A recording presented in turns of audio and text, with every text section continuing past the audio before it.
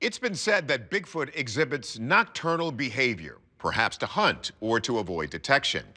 But the cloak of darkness couldn't hide the creature in the stunning footage you're about to see, captured by two campers armed with a night vision camera. It's May 2012 near the town of Quincy, Florida. Retired Army Ranger Stacy Brown Sr., now deceased, and his filmmaker son, Stacy Brown Jr., are camping in Torreya State Park on a search for the elusive Bigfoot. They start hearing some noises, so they pull out their FLIR thermal camera and head off down a trail. We would hear something running on our right, and then we would hear something running on our left, and it stopped real quick. And then Dad looked up at the, up there at the tree, and he's like, oh, I see something. The thermal camera is rolling as Stacy Sr. notices a little black object sticking out of one side of a tree. Then it takes off and crosses this gap, and he goes into full-blown panic mode. The camera goes dead. He's like, we gotta go, we gotta go. He's like, do you got your gun? Back at their truck, Stacy Jr. gets a first peek at this eye-popping footage, and this money shot that looks just like the iconic look-back frame of Patty from the famous Patterson-Gimlin film, which claimed to capture Bigfoot strolling alongside a Northern California creek in 1967. I knew exactly what we had on camera. It was proof to me and my dad, because who on a Tuesday night is a mile and a half into the woods running around with no flashlight? Noted Bigfoot investigator Steve Cole says he's not surprised by the area where this footage was captured. In Florida, they have something called the skunk ape, and there's been a lot of sightings over many years of what they describe as a Bigfoot type of creature. What they call that is the skunk ape, partly because it smells skunky. But for all intents and purposes, it's the same thing as a Bigfoot. It's not quite as big or robust as the ones in, say, the Pacific Northwest, but that is kind of expected due to the climate being a lot more tropical. These swamp sightings go back to the native tribes. The Seminoles and the Muskogee called the creature Esti Jabjaki, or Tall Man, and claimed he was the protector of the forest. So could this be what the Browns encountered? We turn to our experts for answers.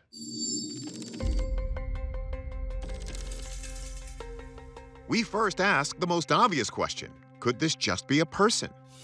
It was shot with a thermal imager, and so it's picking up the heat signature. Typically, if any clothing is being worn, it masks the intensity of the heat emanating from those covered parts of the body.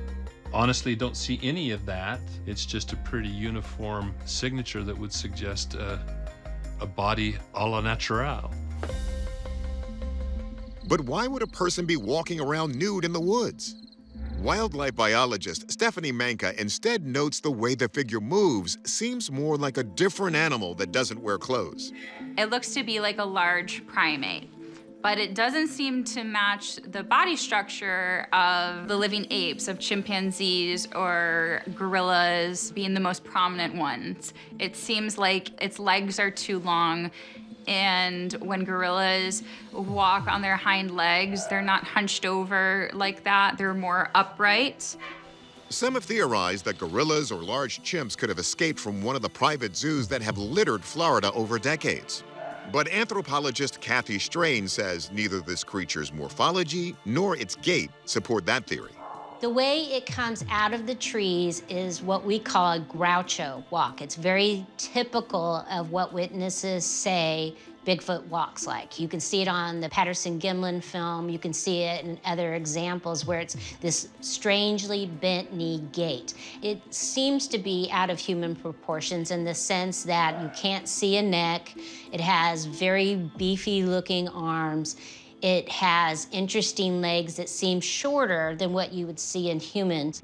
Whatever this was pretty big, in excess of 6.5, 7 feet in height perhaps, and quite bulky. It appears very substantial. That is, the arms and the legs are not spindly. They appear to be thick and muscular. Or could this all just be a hoax? In order to have this video be credible, I would expect to see a lot more thermal imagery through the trees. I wouldn't expect it to just completely disappear. Stacy Brown Jr. claims the reason the clip ends is because the camera stopped working. So what does Meldrum think? I know Stacy. actually, personally, and have visited with him. I have no reason to suspect that he contrived this. And so the only other question would be, is anyone foolish enough to traipse around buck naked in the dark? Our verdict? Unknown creature. Given that this footage was filmed at night with an early generation thermal imaging camera, we don't quite have enough information to reach a definitive answer. But whether this was indeed the Florida skunk ape or merely a subspecies of Florida man with a proclivity for nocturnal nudism, we can say this: the situation definitely warrants further investigation. It's April 2009, and Chuck Newton has taken his young son into the Appalachian Mountains of Virginia to have some fun with the family's ATV. Chuck barrels over rocks in the ravine, showing off for his young son, when suddenly something strange appears, a hairy humanoid crossing their path nonchalantly. Chuck stops cold in his tracks. What was that? It's a wide shot, so let's push in and slow down so you can get a better look. We see that it's a bipedal figure that appears to be very large from this perspective, possibly exceeding 7 feet in height. What was that? Field researcher Cliff Barrickman says Bigfoot sightings in this area go all the way back to Native Americans. In Virginia, the Cherokee people had stories of giant hair-covered people-like things in the woods. They were doing the same sort of things as the people of the Pacific Northwest described. The most reasonable explanation for these different people describing the same animals is that they were describing the same animals. Sasquatches have a continent-wide distribution. During the turn of the 20th century, local newspapers in the area reported on strange Sasquatch encounters. An old newspaper report from 1892 reports a large upright being with thick hair covering its head and shoulders. But the word Sasquatch didn't exist then. They chose to call it the Woodbooger. The Woodbooger was rumored to be a horrifying sight that was known to carry away small children who wandered off in the night. And booger, or woodbooger, actually shares some of the same word roots as boogeyman and are used in much of the same way. A lot of times people will say, now you don't go out in the woods at night because the booger will get you. Although this video has its fair share of skeptics, Barrickman thinks this could be real. I find Chuck's reaction to be very natural, unstaged. When he turns and looks at the camera and points, did you see that? And then he immediately looks back and watches the animal as it walks away. I find that many times hoaxers focus on the camera itself instead of at this amazing thing that they just saw that was unexpected right in front of them. I've had the opportunity to go to this location with the witness, Chuck, and I found him to be very believable. Interesting fact, Sasquatch sightings gained momentum in the American South right after the Civil War. One theory is that Confederate soldiers who refused to surrender and hid out in the woods were being mistaken for these hairy creatures. Of course, that doesn't explain the older Native American legends. Let's see what our experts have to say. The creature that we're seeing in this video is clearly bipedal. The only other animal in this area that would be able to walk bipedally would be a bear walking on its hind legs. But when they do, they typically waddle more and take shorter steps. This being is clearly taking larger steps than a black bear would. So if it's not a bear, could we be looking at a real-life Bigfoot? Biologist Floyd Hayes isn't so sure. I'm just a little astonished to see that it's just casually crossing the stream.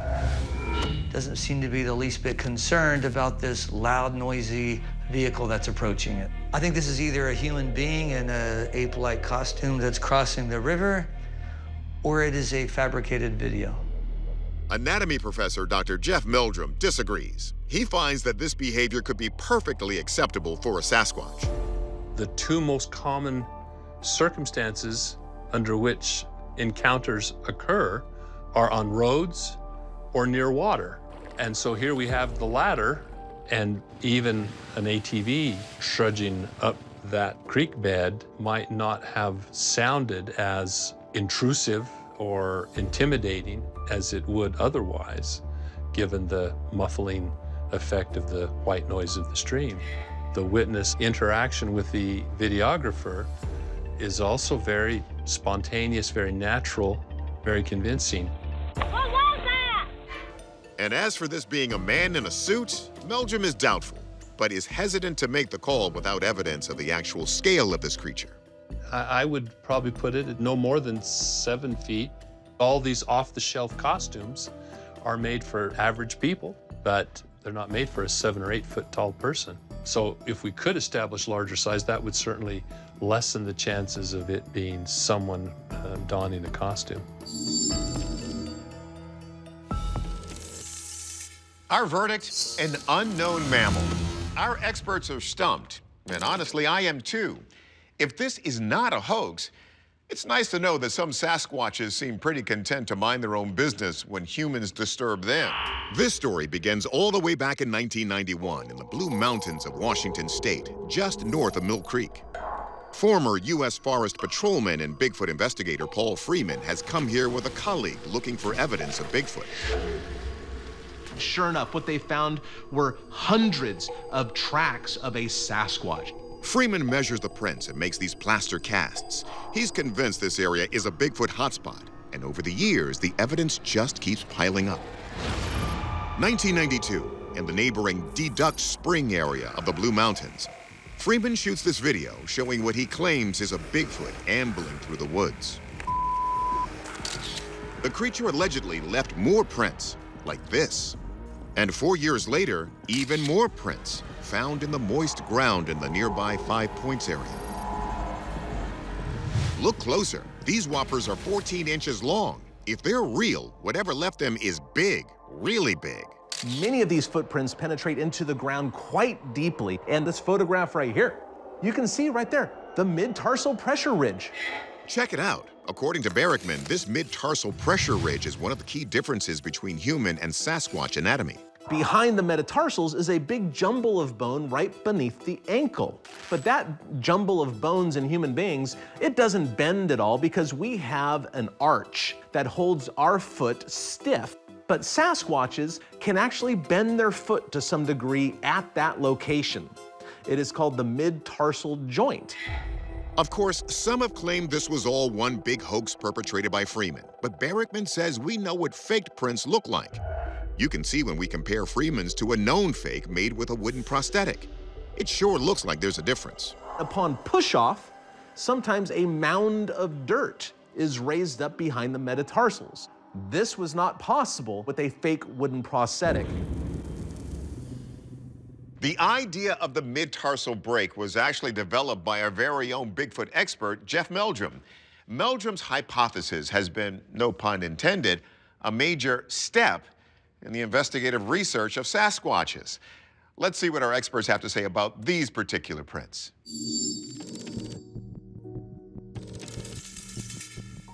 Anthropologist Kathy Strain explains there's always been some skepticism when it comes to the findings of Paul Freeman.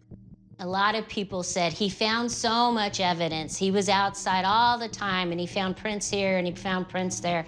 And he has that well-known video that there's just no way that he could be authentic.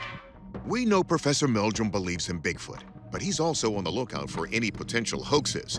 That's why Meldrum decided to drop in unexpectedly on Freeman to verify his evidence firsthand. I was a bit incredulous, but I thought, what have I got to lose? Then he saw the latest 5 Points tracks up close. Meldrum quickly concluded they couldn't be prints from some local animal. And the most likely candidate out there is the bear. The bear isn't completely flat-footed. Its heel does not entirely rest on the ground. The heel of a bear has a very pointed in appearance as opposed to the very rounded, full heel pad of the Sasquatch foot. But the real aha moment was, you guessed it, evidence of that same midtarsal ridge ruling out prints made by any human foot.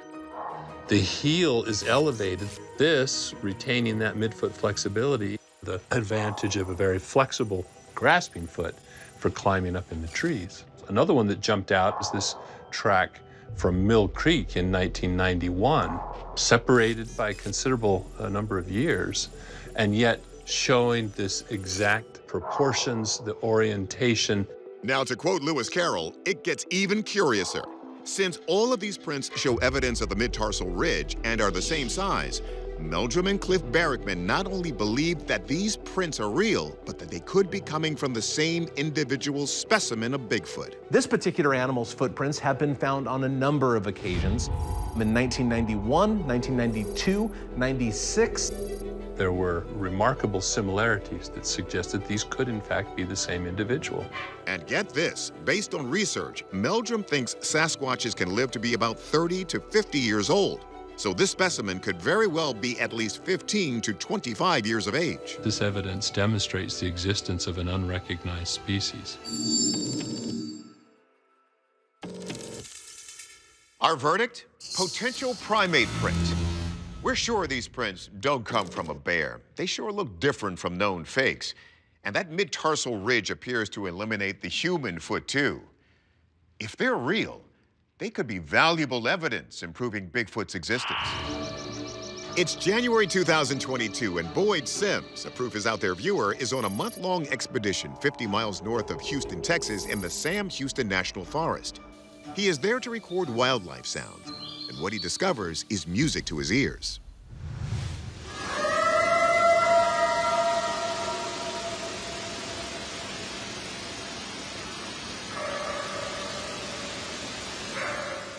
I couldn't believe what I was hearing. I was shocked. I was in shock. Boyd has made dozens of strange recordings of what he describes as Bigfoot calls. I spent years looking for explanations of the audio recordings I have and can't find any animal that makes any of the sounds that I have recorded. Sasquatch is definitely here in Texas.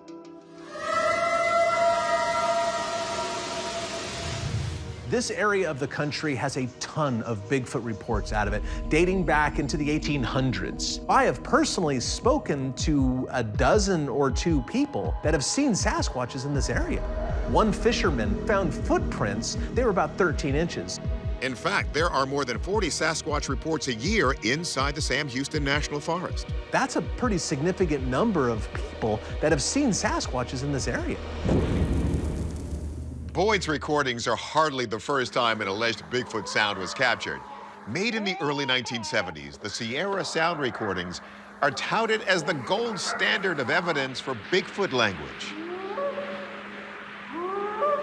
According to one respected linguist, these sounds captured in California's Sierra Nevada mountains reveal an actual intelligent conversation in an, as of yet, undocumented language. Could we be hearing more evidence of Bigfoot talking in Boyd's recordings? We'll let our expert sound off. The whoops may be the means by which males and females of this relatively solitary, widely dispersed, very rare species find a mate. These loud calls are probably territorial. By comparison, large male orangutans broadcast their territory by a loud, raucous call that booms out through the jungle. They've even developed extensive laryngeal air sacs that act as almost like amplifiers. And so it stands to reason that perhaps Sasquatch have these same air sacs. Meldrum suggests that these air sacs may also enable Sasquatches to produce infrasound, a low-frequency sound used by animals such as elephants and whales. These sounds allow animals to communicate at great distances and can even affect the physiology of the listener. It can cause the stimulation of receptors in the brain that will evoke fear and trepidation, as well as other emotions.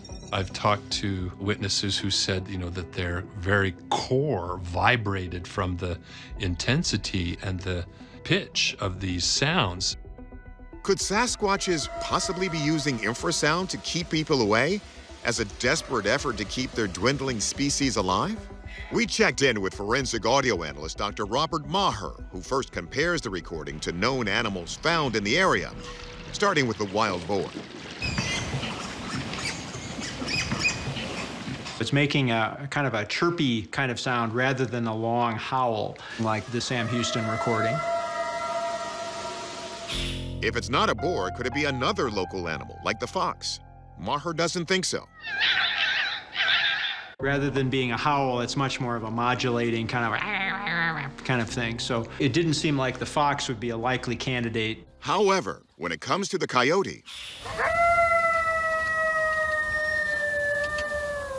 we can see the sound starts at a lower pitch, goes up, and then sustains at that level. And that's similar to what we heard in the Sam Houston recording.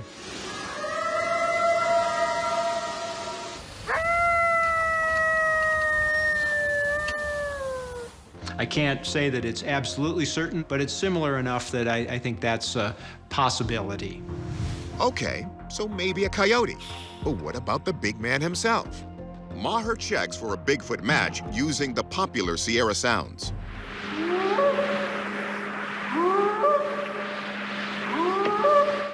We see a continuous sort of tone, but it's very short in duration and tends to be more of a yippy quality, where the observation in Sam Houston was more of a howl.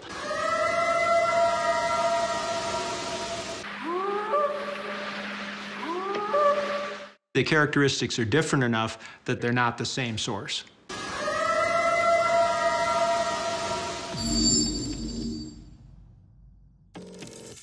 Our verdict? Unknown animal noises. While we have ruled out most of the local wildlife, the coyote was similar, but not a clear match, and the Sierra sounds had a different tone. Nothing lined up well enough to make a clear call. But if you ever find yourself in the Sam Houston National Forest, like Boyd, be prepared for something strange to happen. Be prepared to record it, and be prepared to run. May 23rd, 1997, the Catskill Mountains of New York, and Doug Pridgeon is filming his friends around a fire. It's a Friday night, and they're camped out for a nearby music festival, but they are not alone. Are we filming now? We're filming. Okay, over here. In the background of the footage, a shape emerges between the trees. It appears to be a small bipedal creature that proceeds to climb and swing from the branches. Look again, especially at that swinging motion. This is not a dude in a suit. There's no way a person could imitate that kind of motion up in a tree. Most of those branches probably couldn't even support an adult human male's weight. It has to be an ape of some sort. I think that is a Sasquatch doing baby Sasquatch stuff up in a tree. While reported sightings of young Sasquatch-like primates are rare, they do exist, including one story from British Columbia that dates all the way back to the 1800s. The story goes that on the Trans-Canadian Railroad, the railroad workers saw a juvenile Sasquatch, even though they didn't call it that because the word didn't exist yet. They hit it with a rock, knocked it out, and basically captured it. People came and looked at it. A couple newspaper accounts depict how big it was, how tall it was. It wouldn't eat this, it would eat that, and then it disappears. Some people think that they are gonna ship it back to the UK and it died in transit and they threw it overboard.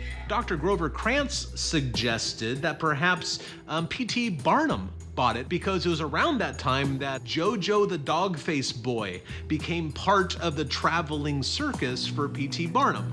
Barrickman also believes that if you look closely, you can actually see a potential mama Sasquatch in this footage. Right there. Look at that. It's moving. It just moved back that direction. One of the most common misconceptions about Bigfoot is that it is an individual, but it's not true. They clearly reproduce as any normal animal would. And right here, this is the proof of that. We have a larger one down below and a juvenile up in a tree.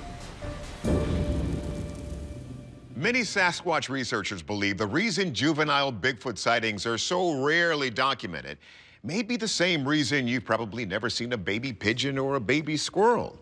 The mothers of these animals secretly protect their young offspring in secluded nests or shelters until the moment they are big and strong enough to reveal themselves to the outside world.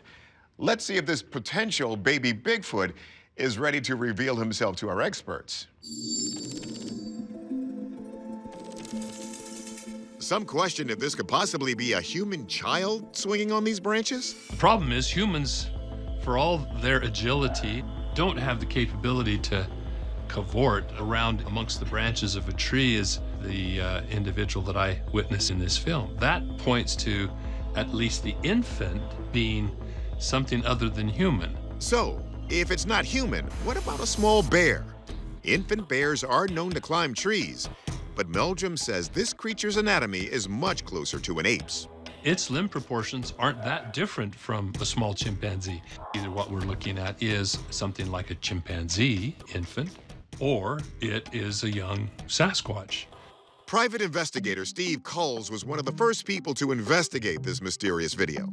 We had to confirm, and we did with the property owner, that they did not allow any animals whatsoever on the property because of insurance purposes. I did make calls around to see if there was any escapes from zoos or medical laboratories, and there weren't. We checked with wildlife biologist Stephanie Manka to see if she could shed any light on this potential primate. So based on primate behavior, I would expect the young to be closer to the adult because primates, they tend to have fewer young, and the young tend to stay around the mother for a long period of time. I wouldn't expect it to be so far away from the mother in the trees. And I highly doubt that a mother with its young would bring it so close to people at an event like a music festival where there is a lot of noise and a lot of people there. In fact, it is this behavior that makes Manka disagree with Meldrum on the potential identity of these creatures. With bears, they love to scavenge on human foods. And in fact, a festival like this could even attract bears because they could realize that there's a lot of free food around for them to scavenge.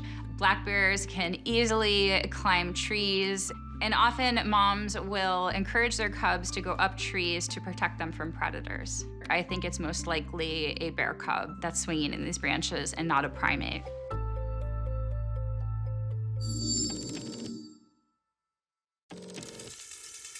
Our verdict? Unidentified animal. Manka thinks the creature's behavior says bear cub, while Meldrum thinks its limb proportions mean primate. Seems like the only thing our experts can agree on is that whatever this thing is, it certainly isn't human.